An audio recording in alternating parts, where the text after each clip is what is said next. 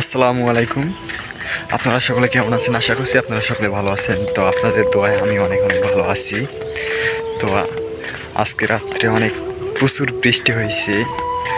তো সকালবেলা উঠলাম, উঠার পর আব্বু বলতেছে যে যা জমিগুলো দেখায় আমাদের এদিকে নার্সারি প্রচুর, মানে এগুলো একটা নার্সারি সকলে আবাদ করে, যেদিকে তাকাবেন শুধু নার্সারি আর নার্সারি। এটা হচ্ছে আমার আঙ্কেলের নার্সারি। তো ভাবলাম যে না, দেখে আসি পানি জমছে নাকি, এগুলোতে আবার পানি জমলে সমস্যা হয়, তাই দেখতে যাচ্ছি। পানি জমলে আবার বের করে দেওয়া লাগবে। তো এগুলো সবগুলো হচ্ছে আমার আঙ্কেলের।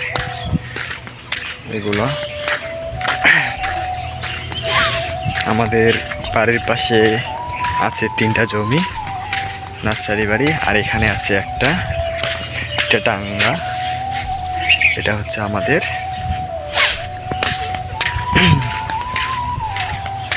আর এই জমিটা হচ্ছে আমাদের।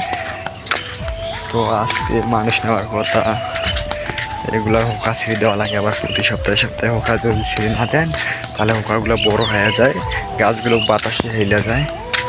তো এগুলো হচ্ছে আমাদের। তো দেখতেছি সেরকম একটা পানি নাই। পরশুদিনও পানি হয়েছিল, তো এসে কাইটা দিছি, মনে হয় পানি হওয়ার সাথে সাথে বের হয়ে গেছে।